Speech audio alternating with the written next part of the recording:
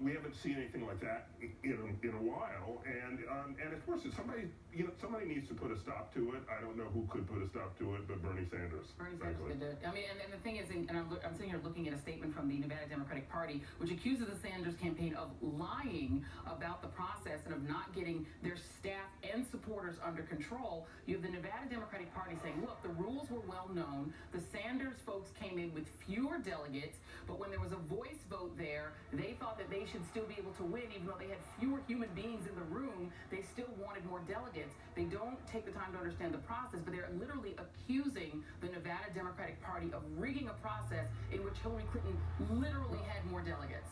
Let me make one point, though, that's only fair. This is a small percentage of Sanders supporters. Look, I come from Vermont, where 86% of the people who went in the primaries voted for Bernie Sanders. The vast majority of Sanders supporters are not anything like this. But this is the kind of thing that we just do not want to see in any political situation. These people behave more like Trump people than they did like Sanders people. Well, that's a good shot. Ben, let me ask you about this. Look, I've been reading stories about how the chair of the party is a real working person. She works at a restaurant in Las Vegas. They were giving calls to her starting at 3 o'clock in the morning. They started calling the restaurant. Then they started putting out the word the restaurant's closed. Then they started saying it only deserves 1 star in its ratings as a restaurant. All these weird, wide-ranging attacks just because she works somewhere. So it makes no sense. It's not helpful to Bernie Sanders. Certainly it's not helpful to the process. It did happen in both the Nevada conventions in 2008 and 2012 on the Republican side, where they got a little too lively.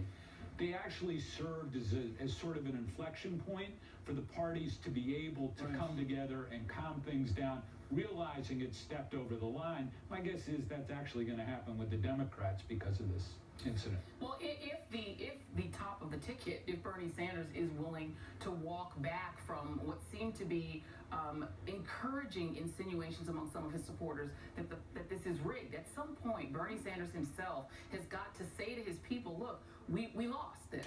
And we lost it fair and square, because if he continues to suborn this notion that's being stolen from him, he encourages that. We've got a person who's very much involved. Roberta Lang is chairman of the Nevada State Democratic Party. Roberta, help us out here. In terms of, people can talk about only a few bad apples. We've been through that in our life. But in terms of you were the target of those bad apples. I've been hearing stories about, without naming a restaurant, where you work and you supervise things there, calls starting at 3 o'clock in the morning, harassing calls, threats to some of the chefs there, or the chef there, that he shouldn't be working there, and he's a Bernie guy. This is rough stuff. Right. I mean